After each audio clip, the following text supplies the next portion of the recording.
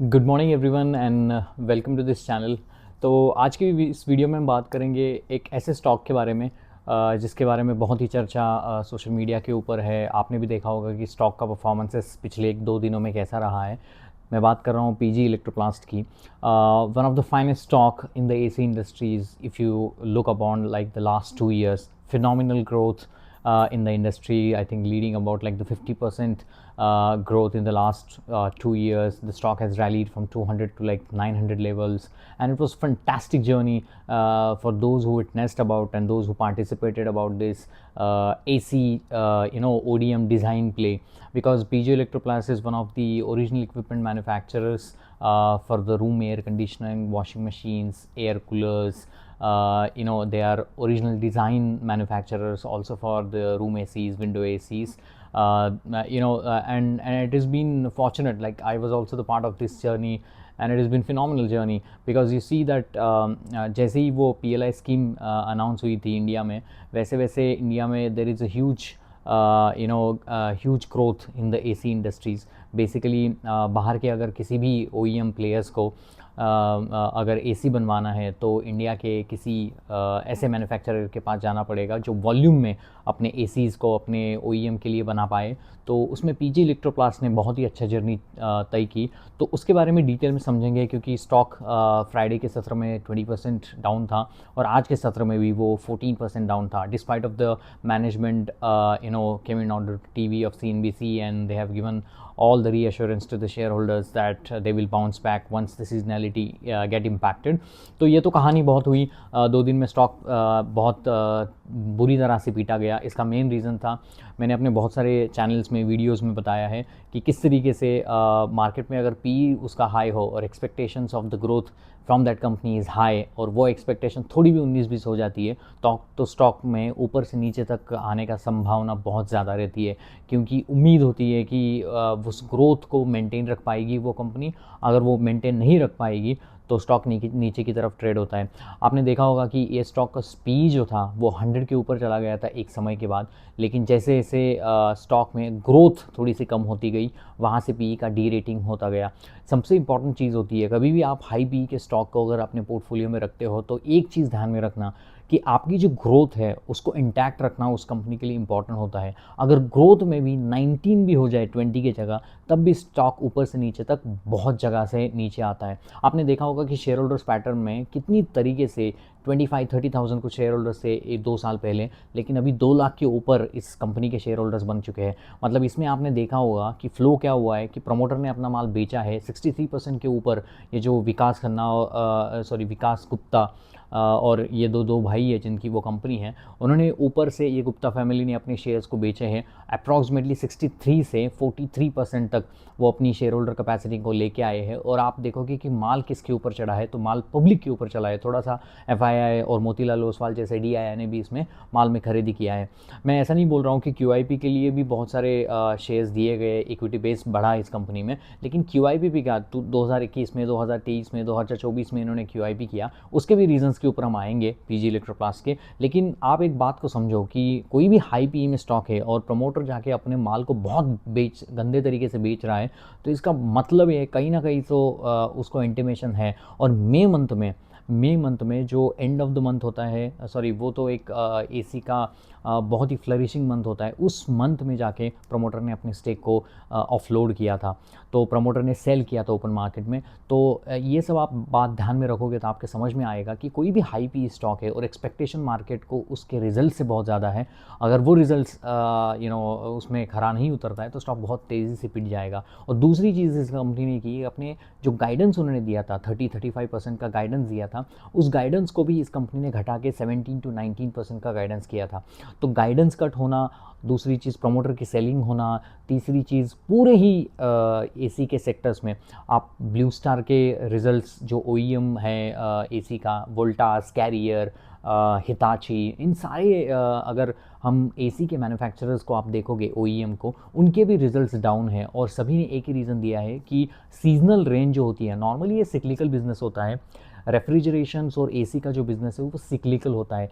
सबसे ज़्यादा AC बिकी जाती है आपके Q1 में, जहाँ पर आपका अप्रैल मई का मंथ आता है, वहाँ पर बहुत ज़्यादा एसी की रिक्वायरमेंट होती है। इंडिया में टेम्परेचर बहुत ऊपर की तरफ चला जाता है, और आज भी ये बहुत बड़ी लंबी स्टोरी है कि इंडिया में अभी भी पेनिट्रेशन ऑफ एसी उतना ज़्यादा है नहीं है। और जिस तरीके से टेम्परेचर हर साल बढ़ रहा है, उस तरीके से ऐसा लग रहा है कि एसी की डिमांड, और जैसे जैसे हमारा डिस्पोजेबल इनकम बढ़ते चला जा रहा है, वैसे वैसे एसी की डिमांड बहुत तेज़ी से इंडिया में बढ़ती चली जा रही है। ये तो कहानी हुई, लेकिन कभी कभी क्या होता है कि आपकी अगर मानसून बहुत जल्दी आ गया टायर 2 टायर 3 सिटीज़ में, अगर आपका प्लान है एसी लेने का, तो भी आप पोस्टपोन करते हो। ये जो रेवेन्यू में स्लम्प आया है पीजी इलेक्ट्रोप्लास्ट जैसी कंपनियों में, वो आगे जाके बढ़ भी सकता है, क्योंकि ये जो लोगों ने अपनी जो एसी की रिक्वायरमेंट है वो कुछ समय के लिए टाल दी है। और अगर आप पिछले में जाओगे, अगर आप वाई कंपैरिजन करोगे किसी भी एसी मैन्युफैक्चरर्स को, आपको बहुत कम रेवेन्यू ग्रोथ और आपकी प्रॉफिट की ग्रोथ दिखेगी। उसका बहुत बड़ा रीज़न है कि Q1 2025 बहुत ही फिनोमिनल सेशन था। अगर 2025 की गर्मी आप देखोगे, 2024 की गर्मी, तो बहुत ज़्यादा गर्मी थी, और इसीलिए वहाँ पर क्या होती, सप्लाई डिमांड का सिनारियो चला गया था। तो मतलब क्या था कि सप्लाई कम था और डिमांड बहुत ज़्यादा थी, और वहाँ पर temperature, average temperature of the India has been witness very high temperature in the last year. और जिस तरीके से वहाँ पर एसी का जो कंट्रीब्यूशन था, रूम एयर कंडीशनिंग की जो सेल थी बहुत सारे कंपनियों से, वो बहुत ही 40-50% के ऊपर थी। मुझे लगता है कि 45% की ग्रोथ पीजी इलेक्ट्रोप्लास्ट ने दिखाई थी Q1 में। तो आप समझ लो कि इतना बड़ा बेस बन चुका था Q1 का। अगर उस Q1 के ऊपर अगर मैं Q1 की कंपैरिजन करूँ, तो obviously expectation is to deliver high, but हमारा जो मानसून है वो बहुत पहले आ गया है। आपने देखा होगा कि अप्रैल मई से ही इस साल में बारिश शुरू हो गई थी, और जिसके चलते इंडिया में बहुत समय तक कूलर वेदर रहा, और कूलर वेदर बहुत ही पीक समय में होने के कारण हाई बेस के ऊपर इस कंपनियों को ग्रो करना इतना पॉसिबल नहीं है, और जिसके चलते इनके रेवेन्यूज़ के नंबर स्लम्प हुए। इन्होंने अपने गाइडेंस घटा दिए, इनके अपने मार्जिन के ऊपर इनका प्रेशर आ गया, ईबिटा मार्जिन हो गया, पैट मार्जिन हो गया, उसके ऊपर उनका बहुत सारा प्रेशर आ गया।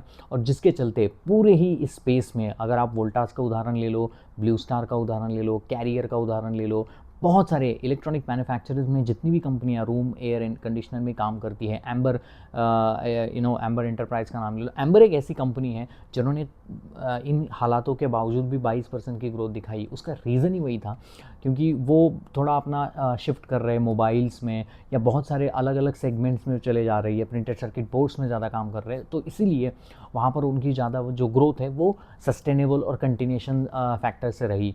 लेकिन eight the end of the day the AC sectors के लिए पूरा ही क्वार्टर ख़राब रहा। अनसीजनल रेन्स हुई, और जिसके चलते इन्वेंटरी बिल्डअप ज़्यादा हो गया था। नॉर्मली एसी कंपनियों का क्या होता है कि पूरे साल में Q1 was the only quarter where Q4 और Q1 was the peak quarter, की जहाँ पर आप बहुत ज़्यादा रेवेन्यू कमा लेते हो, और बाकी क्वार्टर में आपका जो रेवेन्यू के नंबर्स होते हैं थोड़े से कम होते हैं कंपैरेटिवली। अगर मैं बात कर रहा हूँ, तो अगर Q1 में ही आपका अगर रेवेन्यू उस तरीके से नहीं हुआ है, तो पूरे साल का ही आपका जो गाइडेंस है वो घट ही जाता है, वो ऑटोमेटिकली घट जाएगा। क्योंकि जैसे ज्वेलरी में आप देखोगे कि Q3 is the best period, जहाँ पर दिवाली होती है, क्रिसमस होती है, लेकिन for the AC companies Q1 is the most peak quarter. और उसी पीक क्वार्टर में अगर बारिश आ गई, ये आ गई, तो सिक्लिकलिटी उसमें प्ले हो गया, और जिसके चलते वहाँ पर बहुत ही ग्रोथ में डेंट लगा, और इसके चलते बहुत सारी कंपनियों ने अपने गाइडेंस घटा दिए। आपने कोई भी स्टॉक उठा के देख लो एसी स्पेस में जो काम कर रहा है, हालांकि आप आदित्य विजन का भी नाम ले लो, जो एसी बेचता है, जो एसी की रिटेलिंग करता है, उनके रिजल्ट्स में भी आपको दिखेगा 5% की ग्रोथ उन्होंने वहाँ पर दिखाई है। तो बहुत सारे फैक्टर्स यहाँ पर प्ले आउट कर गए हैं, और जिसके चलते पीजी इलेक्ट्रोप्लास्ट जैसी कंपनियों में भी ये सारी देखी गई। लेकिन प्रॉब्लम तब हुआ क्योंकि कंपनी का जो मैनेजमेंट है वो Q4 में आने के बाद उन्होंने गाइडेंस दिया था कि हम 30% करेंगे, और मुझे लगता है कि वहाँ पर ही गलती हो गई। उन्होंने अपने ऑनेस्टली वहाँ पर आके बता देना चाहिए था कि उनको एसी की डिमांड वैसे उस तरीके से लग नहीं रही है। वे ये जो मैं कंक्लूजन नज़र आ रहा है, आई थिंक मेरे पास around that period, May June के मंथ में, I was having and holding this stock. I sold it around like 890 or something on that range. Obviously I couldn't send on the high level, but 890 or something I sold that stock. It's because जहाँ पर Q4 का update आया था उसमें बाकी जो कंपनियां हैं वोल्टास, हैवल्स, स्पेशली हैवल्स, उनके मैनेजमेंट ने कहा था कि जो हमारा जो समर मंथ है, क्योंकि उन्होंने कॉल किया था कुछ अप्रैल मई के मंथ में, और उन्होंने कहा था कि ये जो समर जो जा रहा है वो एक्सपेक्टेशन के अनुसार नहीं जा रहा है, कहीं ना कहीं मुझे हेडविंड नज़र आ रहा है। ये हैवल के मैनेजमेंट ने कहा था, और ये इसके बाद वोल्टास के मैनेजमेंट में वही बात कही थी। और इसके बाद जब कॉल हुआ था पीजी इलेक्ट्रोप्लास का, तो उन्होंने भी इस बात को दोहराया था कि yes there are headwinds but we will over pass that headwind and we will continue to grow 30%, ऐसा उनका गाइडेंस था। लेकिन Q1 में आने के बाद ये पता चलता है कि प्रमोटर ने अपने माल को मई में सेल किया था, और ऑब्वियसली नाउ आप देख रहे हो कि पीजी इलेक्ट्रोप्लास के अगर मैं नंबर की बात करूँ तो 13.9% से रेवेन्यू हालांकि ग्रोथ किया है, वो तो रूम एसी से आया है। और इसमें अगर मैं बात करूँ कि पैट की बात करूँ तो 21% से डाउन है।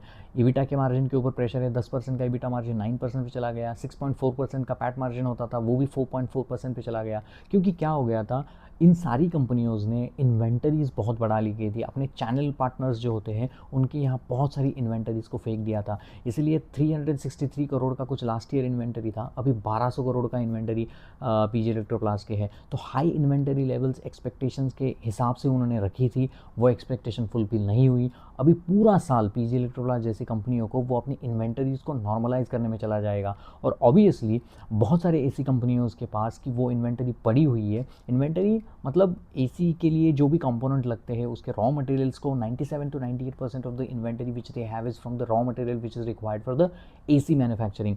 तो आप अगर बात समझ लो कि उनके पास अगर ज़्यादा इन्वेंटरी है, मार्केट में डिमांड नहीं है और सप्लाई ज़्यादा है, तो क्या होगा, आपको डिस्काउंट देके अपने माल को बेचना पड़ेगा। तो इसलिए मार्जिन का प्रेशर तय है। तो इसीलिए उसके मैनेजमेंट ने भी कहा है कि उन्होंने जो FY26 का जो अभी गाइडेंस दिया है, पहले तो 30% की ग्रोथ उन्होंने कही थी, लास्ट ईयर 4870 करोड़ किया था और गाइडेंस दिया था 6500 करोड़ का। अभी उसको चेंज करके 5700 5800 मतलब 17 to 19% का गाइडेंस दिया है, जिसमें प्रोडक्ट में 17 to 20% का गाइडेंस दिया है। पहले वो 35% हुआ करता था। और इलेक्ट्रॉनिक जो उनकी टीवी का जो गुडवर्थ इलेक्ट्रॉनिक्स करके उनका जो एक विंग है जिसके तहत वो टीवीज़ को बनाते हैं, LG, BPL और बहुत सारे हेयर जैसे कंपनियों के लिए, तो बहुत सारे ऐसी कंपनियों के लिए वो टीवी भी बनाते हैं, टीवी असेंबल करते हैं उनके लिए, और उसके पैकिंग और शिपिंग करते हैं। तो वहाँ पर उन्होंने कुछ पहले बोला था कि हम 30 के ऊपर ही ग्रोथ करेंगे, अभी कह रहे हैं कि 29% की ग्रोथ करेंगे। तो मोटा मोटी इस कंपनी ने अपना जो रेवेन्यू का गाइडेंस था 30 से कम करा के 17 to 19 to 20% के रेंज में किया है, मतलब गाइडेंस घटा दिया। दूसरी चीज़, उनका जो पैट है वो पहले बता रहे थे कि हम बहुत ज़्यादा करेंगे, 450 का पैट करेंगे, लेकिन अभी वो बता रहे हैं कि हम 300 to 310 का पैट करेंगे।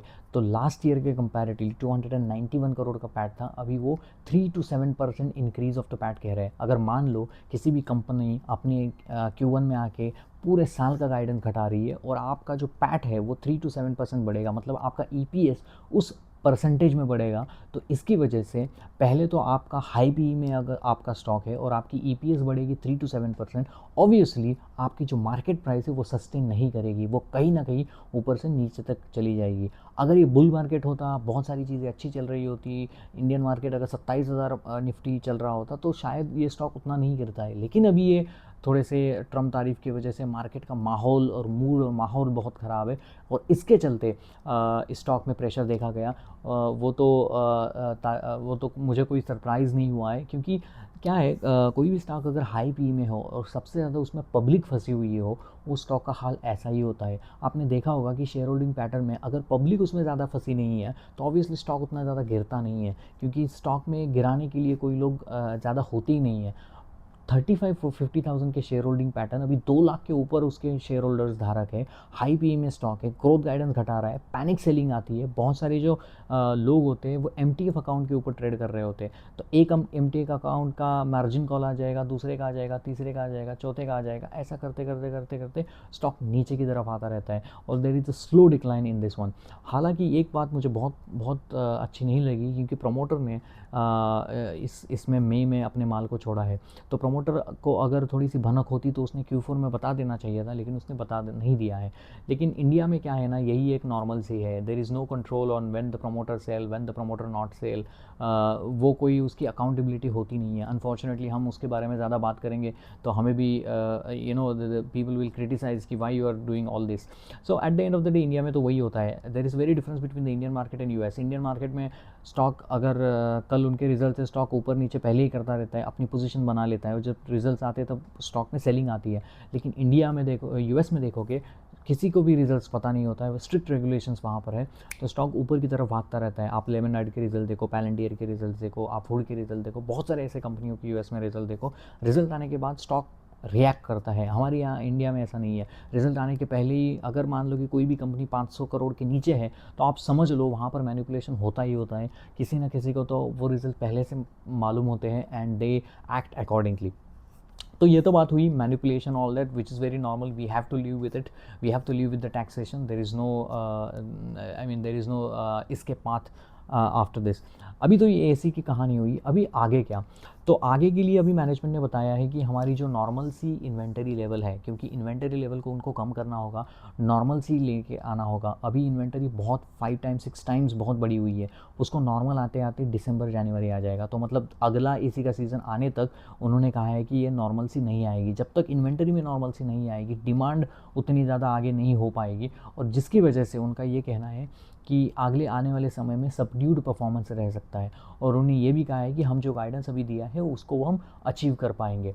तो मेरा ऐसा कहना है कि मोटा मोटी अभी ये एसी की कहानी आप Q2 भूल जाओ, Q3 भूल जाओ, Q4 के स्टार्ट में आकर इस चार्ट को देखना, अगर वहाँ पर कुछ तब्दीली आपको नज़र आ रही है तो आप इस स्टॉक को वहाँ पर देख सकते हो कि इंडिया में नेक्स्ट 2026 के फरवरी जैन के मंथ में वो जब Q3 का जो कॉन कॉल होगा तो उसमें समझ आएगा कि Q4 के लिए डिमांड कैसे पेंटअप है। क्या उनके पास इन्वेंटरी पहले से नॉर्मल हो चुकी है, इन्वेंटरी को नॉर्मल कर चुके हैं, अपने जो फैसिलिटीज़ है, रेफ्रिजरेशन, ये कभी नहीं रेफ्रिजरेशन में घुस रहे हैं, सोफा में उनकी फैसिलिटी बना रहे हैं, तो उसका बिज़नेस कैसा हो रहा है।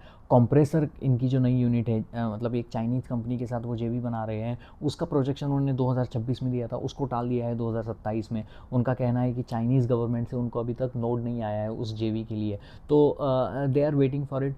और उनका जो रेफ्रिजरेशन का प्लांट है, साउथ में एक प्लांट खोल रहे हैं, राजस्थान में एक प्लांट खोल रहे हैं, और उनका जो कैपेक्स का गाइडेंस था पहले तो मुझे लगता है 850 का गाइडेंस था, अभी तो गाइडेंस दिया है 750 का। तो गाइडेंस में भी 200 करोड़ 150 200 करोड़ का कैपेक्स में डिक्लाइन उन्होंने किया है। मतलब कैपेक्स उस तरीके से नहीं कर रही। ये भी एक सजेस्ट करता है कि आगे जाने वाले 3-4 क्वार्टर के लिए कंपनी कितना ऑप्टिमाइज है। हालांकि कंपनी का मैनेजमेंट ये भी कह रहा है कि we will be the first one to bounce back when the demand scenario comes back, but who knows when the demand scenario comes back on what the problem is happening is, India में एक problem है कि कोई एक बंदा अगर एक चीज़ करने लगे तो 10 लोग उसमें कॉपी पेस्ट करने के लिए आ जाते हैं। तो अभी देखो कि एसी में बहुत सारे ऐसे प्लेयर हैं, ईपैक ड्यूरेबल है, ये इलेक्ट्रॉनिक मार्ट्स इंडिया है, ये आपका एम्बर है, ये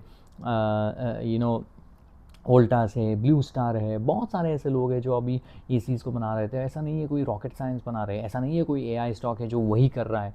सो दिस इज़ वाई इस कंपनियों को 100 का पी देना सिक्लिकलिटी के ऊपर वो भी डिफिकल्ट होता है। It's like the share market का जो एंजल ब्रोकिंग का ऐप है, वो जब मार्केट बुल में चलता है तो स्टॉक ऊपर की तरफ भागते हैं, मतलब स्टॉक नीचे की तरफ भागते हैं, तब अगर बियर मार्केट आ जाता है तो सेम इज़ द सिनारियो। तो मोटा मोटी मेरा कहने का तरीका यही है, whenever you invest in companies, understand the valuations, understand the growth level, understand you are entering at the last end of the story और you are entering at the initial end of the stories. उस चीज़ को पकड़ना बहुत important रहता है। India में कोई भी स्टॉक को 3-4 साल के ऊपर आप 50% से ग्रो कर ही नहीं सकते हो, क्योंकि बहुत डिफिकल्ट है। इंडिया एक बहुत कॉम्पिटिटिव मार्केट है। इंडिया में अगर वॉल्यूम का गेम ज़्यादा होता है, there are very few companies which I know in the Indian market has a pricing power. सबसे इंपॉर्टेंट कंपनी वो होगी एनवीडिया इसीलिए है क्योंकि वो अपनी प्राइसिंग पावर को मेंटेन कर रहा है। उसने 5% भी प्राइस बढ़ा दी तो भी वो एनवीडिया की चिप्स लेंगे, क्योंकि लोगों को ज़रूरत है। वहाँ पर डिमांड सप्लाई की चीज़ है। इंडिया में ऐसा नहीं है। अगर मान लो कि 5% दाम किसी ने कम करके बेचने वॉल्यूम में शुरू कर दिया है, अंबानी ने भी शुरू कर दिया, तो इंडिया में माल बिकेगा। लोग ऐसा नहीं सोचेंगे कि मैं पीजी इलेक्ट्रोप्लास ने जो एसी बनाई है उसको ही लूँगा। सो इंडिया में प्रॉब्लम वही है कि प्राइसिंग पावर किसी में नहीं है। अगर जितना सस्ता बेचोगे उतना पब्लिक खरीदती है। अब वो नहीं जानती वो 2 साल चलेगा, 3 साल चलेगा, लेकिन प्राइसिंग पावर इंडिया में बहुत कम कंपनियों के पास है। किसी भी कंपनी में आपको लगता है जो आप इन्वेस्टेड हो उसमें प्राइसिंग पावर है, then you have a very good moat to have a multi baggers in that making in the process. इसीलिए आप देखोगे प्राइसिंग पावर क्यों इंपॉर्टेंट रहता है, क्योंकि pricing power determines the ability of your company to make higher ROE. मतलब अभी PG Electroplast का आप देखो 2021 में इक्विटी डाइल्यूशन किया, 23 में किया, 24 में किया, खुद भी मई में सेल किया। क्यों किया? कंपनी के ग्रोथ के लिए। वो कंपनी की ग्रोथ के लिए इक्विटी डाइल्यूशन वो क्यों कर पा रही है? क्योंकि वो जो धंधा करता है वहाँ से उसको इतना रिटर्न ऑन इक्विटी जनरेट होता ही नहीं है। उसका रिटर्न ऑन इक्विटी का नंबर देखो 13-14% ही होता है, तो वहाँ पर ज़्यादा नहीं होता है। तो अगर कंपनी को ज़्यादा ग्रो करना है तो पैसा कहाँ से लेकर आएगा? अगर नए नए प्लांट कैसे खोलेगा, नए नए एसीज कैसे बनाएगा, इन्वेंटरीज को कैसे मैनेज करेगा? वो तभी मैनेज कर पाएगा जब उसका आरओई ज़्यादा हो। इन कंपनियों का आरओई उतना होता नहीं है, और जब भी वो ट्राई करते हैं ज़्यादा आरओई करने का, 10 लोग वहाँ पर आ जाते हैं, तो आपकी प्राइसिंग पावर को नीचे खींचते हैं, आपके मार्जिन्स बहुत ड्रॉप होते हैं और आपकी आरओई बढ़ती नहीं है। जब भी किसी भी कंपनी देखो 30-40% की आरओई अगर वो कर रही है तो मतलब वो सेल्फ सस्टेनेबल है। वो अपने पास जो धंधा आ रहा है, जो पैसा आ रहा है, उसी से ही अपनी नई एक्सपांशन प्रोजेक्ट्स खड़ा कर देगा। वो आपने एक वर्ड देखा होगा बहुत सारे कॉन कॉल्स में कि इंटरनल एक्यूरल से हम अपने एक्सपांशन प्लान को बढ़ाएंगे या डेट से बढ़ाएंगे। तो इंटरनल एक्यूरल मतलब क्या? कंपनी के बाद जो कैश आ रहा है वहाँ से ही आप पैसा बना पाओगे, मतलब वो कैपेक्स कर पाओगे। यही डिफरेंस होता है एक टेक्नोलॉजी कंपनी और एक ये जो मैन्युफैक्चरिंग कंपनी। मैन्युफैक्चरिंग कंपनी का प्रॉब्लम है कि उसमें आरओई थोड़ा सा कम होता है। आपको किसी भी चीज़ को एक्सपांड करने के लिए आपको पैसा झोंकना पड़ता है। वो पैसा कहाँ से आएगा? वो पैसा एक बैंक से आएगा, उसमें कर्जा लगेगा, या वो जो एक्स्ट्रा पैसा है वो आपको इक्विटी से देना पड़ेगा। आपकी जो शेयर होल्डिंग पैटर्न है उसको बेच के क्यूआईपी करना पड़ेगा, वहाँ से आपको पैसा आएगा, तब आपको ग्रोथ कर पाओगे। आईटी में, टेक्नोलॉजी में ऐसा नहीं है। टेक्नोलॉजी में ये डिफरेंस है कि आपको जो पैसा चाहिए, अगर मेरा ही कंपनी का आरओई 30-40% है, तो वो जो मेरे पास कॉस्ट आएगा, तो वहाँ से कैश आएगा, वहाँ से मैं अपना नए ग्रोथ कर पाऊँगा, नए नए सिटीज़ में अपने ऑफिस खोलूँगा, और उनके लिए तो फिक्स कॉस्ट ही है। मतलब ज़्यादा employ cost is the main cost, बाकी क्या है, घर से भी काम कर सकते हैं। There is no machinery, there is no manufacturing unit, there is no copper tubes जहाँ पर इसको पीजी इलेक्ट्रोप्लास्ट के एसीज़ को बनाने के लिए लगते हैं। पीजी इलेक्ट्रोप्लास्ट का धंधा क्या है? एक तो प्लास्टिक मोल्डिंग बनाता है, एसी इंडोर आउटडोर बनाता है, वो डेजर्ट का एसी बनाता है, एयर कूलर बनाता है, वॉशिंग मशीन बनाता है, वो आपके टीवी बनाता है। पीजी इलेक्ट्रोप्लास्ट ये जो गुडवर्थ इलेक्ट्रॉनिक्स उनका जो एक डिवीज़न है वहाँ पर। तो और बाकी जो क्या है, वो टूलिंग्स करके एक डिवीज़न है छोटा मोटा सा, वो भी क्या, consumer durable, consumer electronics, automobile, इन सारी चीज़ों के लिए, प्लास्टिक मोल्डिंग के लिए वो टूलिंग बनाता है। तो मोटा मोटी इसके लिए तो कैश तो चाहिए ना, पैसा तो चाहिए। इसीलिए आप देखोगे पीजी इलेक्ट्रोप्लास्ट के कॉन कॉल में उनका एक ये चल रहा था कि उनके कैश के ऊपर अभी क्रंच आ गया है। मतलब क्या है, इन्वेंटरी में इतना पैसा फंस चुका है, इसीलिए उनकी फाइनेंस कॉस्ट ना ऊपर की तरफ भाग गई है। इन्वेंटरीज ज़्यादा हो गई है, मटेरियल कॉस्ट जो है कॉपर और इन सारी चीज़ों के दाम बढ़ गए हैं। इनको जो यूएस डॉलर और ये जो इक्वेशन है वो गड़बड़ा गया है, इसलिए वो जो इनपुट कॉस्ट है, क्योंकि ये जो मटेरियल बाहर से आते हैं, इंडिया में तो नहीं बनते रॉ मटेरियल, तो ये रॉ मटेरियल जो बाहर से लेके आए हैं उसके लिए उनको पैसा खर्च करना पड़ा, तो मतलब उसकी फाइनेंस कॉस्ट ऊपर हो गई। इन्वेंटरी में जो आप मटेरियल लेके आए वो मटेरियल की प्राइस भी ऊपर की तरफ हो गई, तो मटेरियल कॉस्ट को बढ़ना, फाइनेंस कॉस्ट को बढ़ना, डेप्रिसिएशन आपके यहाँ पर बढ़ना, एम्प्लॉय कॉस्ट आपकी बढ़ रही है क्योंकि आपने सोचा कि ज़्यादा ग्रोथ आएगी, ज़्यादा एम्प्लॉय आपने ले लिए। इन सारी चीज़ों की वजह से कंपनी के मार्जिन में प्रेशर आ रहा है, कंपनी के पैट मार्जिन में, कंपनी के एबिटा मार्जिन में, यहाँ पर सब जगह पर उनको प्रेशर आ रहा है, और जिसके चलते अभी उनका जो मेन एम है एपीजी इलेक्ट्रोप्लास्ट का, उसके इन्वेंटरी को नॉर्मलाइज करना। वो कैसे कर पाएगा? सप्लाई डिमांड ज़्यादा है, मतलब सप्लाई ज़्यादा है, डिमांड कम है, डिस्काउंट देके, तो ऑब्वियसली वहाँ पर उनको बहुत सारा मार्जिन प्रेशर झेलना ही पड़ेगा। जब कभी भी किसी भी कंपनी में मार्जिन प्रेशर आएगा तो क्या होगा, आपका जो पैट के नंबर घटेंगे। वो पैट की बात कर रहा है 310 करोड़ की, 310 करोड़ का अगर वो पैट कर पाएगा तो 7% का पैट हो जाएगा, तो आपका जो फॉरवर्ड पी का कैलकुलेशन वो गड़बड़ा जाएगा। अभी भी इसका पी स्टॉक 2 दिन में 30% घटा है, फिर भी 51 का पी है, अभी भी वो बहुत महंगा है। ये कभी 20-30 पे आ जाए तो बात करेंगे। तो इस तरीके का अभी स्टॉक बन चुका है। तो इज़ वेरी इंपॉर्टेंट, लाइक कोई भी स्टॉक मतलब अच्छा परफॉर्मेंस करके दिया है आपको पास में, इसकी गारंटी नहीं है कि वो आगे जाके करके देगा। So you have to wait and watch, analyse yourself and then make your decision. Hope you like my videos and please like, share and subscribe, एंड मिलते हैं नेक्स्ट वीडियो में। Keep motivating me, keep doing and learning about these new stocks and new journeys about in the market. Every day is a new phenomenal learning for all of us. Please like, share and subscribe, और मिलते हैं next video में. Thank you very much. Hope you like this video.